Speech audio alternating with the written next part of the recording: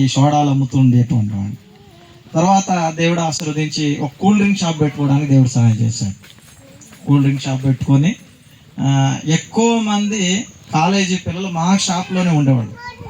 ఎందుకంటే మంచి tape record ఉండేది, తర్వాత కూర్చోవడానికి వసతులు ఉండేవి.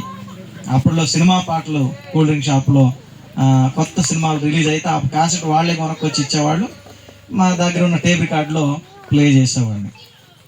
ఆ రోజుల్లో పంగులూరు సెంటర్లో ఎంఆర్ఓ ఆఫీస్ ముందు దేవుడు పాటలు పెట్టేవాడు ఎవడైనా ఉన్నాడంటే నేనే.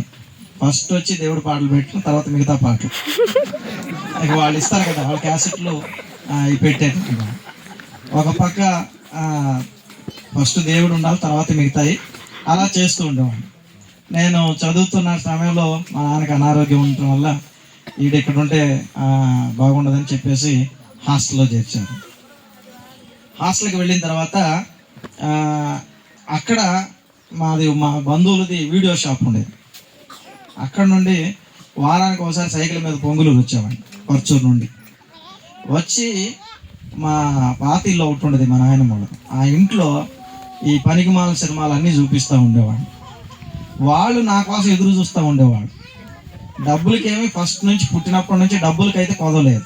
మా ఇంట్లో ఒక పసుపు డబ్బా ఉండేది, డబ్బాలో బోలెడు అంత చిల్లర ఉండేది. ఎంత తీసానన్నది వాళ్ళకి అర్థం అవ్వదు. సినిమా పోవాలంటే నేను ఫ్రెండ్ని, ఎందుకంటే నేను సినిమాకు తీసుకెళ్తాను. సినిమాకు డబ్బులు లేవురా అంటే సెకండ్ షోకి వెళ్ళేవాళ్ళం, సెకండ్ షోకి గోడ దూకి వెళ్ళేవాళ్ళం. సో వీడు ఇలా ఉంటే లాభం లేదు, ఎట్లాంటి అంటే 20 రూపాయలు పాలు తీసుకురమ్మంటే 15 రూపాయలు పాలు కోసుకొచ్చేవాడు, మిగతా 5 రూపాయలు మనవి. మనం ఎలాంటి రౌడీ అంటే తెలుసా, ఈరోజు సినిమాకి వెళ్ళడానికి డబ్బులు లేవు అంటే మా ఇంట్లో బలుపు మాడిపోయేది. బలుపు ఎందుకు మాడిపోయేది అంటే మాడిపోయిన బలుపు తీసి దానికి పెట్టేవాడిని, ఎరిగే బలుపు తీసి దాచిపెట్టేవాడిని. అప్పుడు ఒరే చిన్నోడా బలుపు మాడిపోయిందిరా అంటే ఎవరు తేవాలి, నేనే పోవాలి, మా ఇంట్లో చిన్నోడు నేను. ఇప్పుడు ఆల్రెడీ ఎలిగే బల్బులు తీసి పక్కన పెట్టాను కదా, దీనికోసం ప్లాన్గా ముందుగానే ఆ కవర్ దాచి పెట్టుకునేవాడిని. బల్బు కవర్ ఉండదు కదా, ఆ కవర్ దాచి పెట్టుకునేవాడిని. ఆ బల్బు తీసి దాన్ని పెట్టేసి చిన్నోడ బల్బు పెట్టాలి, నేనే పెట్టాలి, స్టూలో ఏదో ఒకటి వేసుకొని బల్బు పెట్టేవాడిని. ఆ బల్బు అంటే ఎలిగే బల్బు తీసి దాచిపెట్టాను, మాడిపోయిన బల్బు దానికి పెట్టాను. బల్బు కొనకరారని డబ్బులు ఇస్తే ఇప్పుడు బల్బు ఎలిగే బల్బు కొనక రావాలి కాబట్టి ఆల్రెడీ ఎలిగే బల్బు తీసాను కాబట్టి మళ్ళీ ఆ బల్బు తీసుకొచ్చి పెట్టేవాడిని. ఈ డబ్బులతో ఏం చేసేవాడిని అంటే సినిమాలకు వెళ్ళేవాడిని. బైబిల్ కాలేజీకి వెళ్ళే ముందు 3 రోజులు చీరాల్లోనే ఉండే సినిమాలు చూశాను, బస్ స్టాండ్లో ఉండి. 3 రోజుల ముందు అంటే ఇక లేదు, ఇక ఛాన్స్ లేదు మన అక్కడికి, ఈ సినిమాలు చూసే అదృష్టం మనకి లేదని. సో అలాగ ఉంటున్నటువంటి వీడిని వదిలిపెడితే మామూలుగా ఉండదు, వీడు భయంకరమైన దొంగ అవుతాడు, ఇలాంటి చిన్నప్పుడే చేస్తున్నాడు అని చెప్పేసి దేవుడు తన సేవకు పిలుచుకున్నాడు. ఎందుకంటే సేవ అనుభవం ఉంది. మా నాన్న సేవకుడు, మా నాన్న దగ్గర సండే స్కూల్లో ఉన్నా, అంతా డూప్లికేట్ మైండ్ అనమాట. సండే స్కూల్కి వెళ్ళటం, చేసే పనులన్నీ ఇలాగా వ్యతిరేకమైన పనులు చేయడం. నా కోసం కుర్రోళ్ళు ఎదురు చూస్తూ ఉండేవాళ్ళు, ఎందుకంటే ఒక వీడియో క్యాసెట్ వీసీపీలు ఉండేవి అప్పుడు, వాళ్ళు దిగి తెచ్చేవాడు, నేను క్యాసెట్ తెచ్చేవాడిని, ఇది చూపిస్తూ ఉండేవాడిని.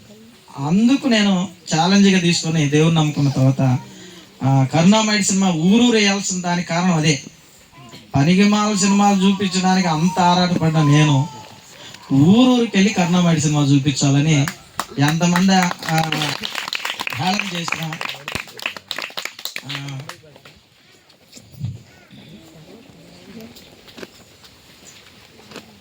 నిజంగా వీళ్ళు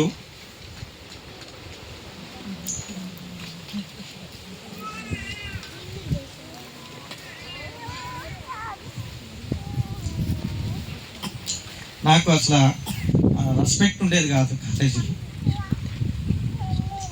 నేను హ్యాండ్ మైక్లు మోయటం, పెన్సిల్తో టైర్లు మార్చడం, అన్నిటితో ఆన్ చేయటం, వాక్యం చెప్పడం కూడా రాదు, పాట పాడటం కూడా రాదు. నిజంగా ఈరోజు ఈ స్థితిని నాకు ఇచ్చాడంటే మా వారు ప్రేమ. నిజంగా చాలా ప్రేమించేవాడు. పని నాకు చెప్పినా చిన్నోడు అయినా, కానీ ఇప్పుడు వారు నన్ను ఎంతగానో ప్రేమిస్తారు. నా మాటలన్నా నేను ఏదో చెప్పినా వాళ్ళు అప్పుడు కంటే ఇప్పుడు చాలా పెద్ద రెస్పెక్ట్ ఇస్తారు. నాకు ఎందుకు ఈ బాధ అనిపించింది అంటే, ఎన్నికలేని దేవుడు, ఎన్నికలేని నన్ను ఎలా ఎన్నుకున్నాడు, ఎలా యూజ్ చేసుకున్నాడు. అసలు ఆ లీడర్గా ఉండడానికి కూడా అర్హులం కాదు, వాళ్ళకి చెప్తే చేసేవాడు. అదంతా రించీలు, టైర్లు మార్చడాలు, ప్రొజెక్టులు మోయటాలు. ఆయన పెద్దగాడు తినేవాడు, నన్ను చిన్నగాడు తినేవాడు. ఆడ నుంచి వచ్చిన తర్వాత ఊరు సినిమాలు వేస్తూ ఉండేవాడు. సో ఇలాగ వాళ్ళందరూ వాళ్ళు నా ముందు చూశారు, వాళ్ళు నా ప్రాక్టికల్ జీవితం చూశారు. వాళ్ళు ఇప్పుడు ఆశ్చర్యపోతారు. ఎందుకంటే నేను ఎందుకు ఇక్కడ పెట్టానంటే, నా దగ్గరికి వచ్చానంటే వాళ్ళ దగ్గర నుండి ఏదైనా నేను నేర్చుకోవాలి, నా దగ్గర నుండి వాళ్ళు ఏదైనా నేర్చుకోవాలి. ఈ కూటమి పెట్టానంటే, ఇక్కడికి వచ్చామంటే ఏదో పొగిడించుకొని దండలు వేయించుకొని గణపరుచుకోవడానికి కాదు, ఏదో ఒకటి వాళ్ళు ఇక్కడ నుండి నేర్చుకోవాలి, వెళ్ళి వారి సంఘాల్లో ఆ పనిని చేయాలి.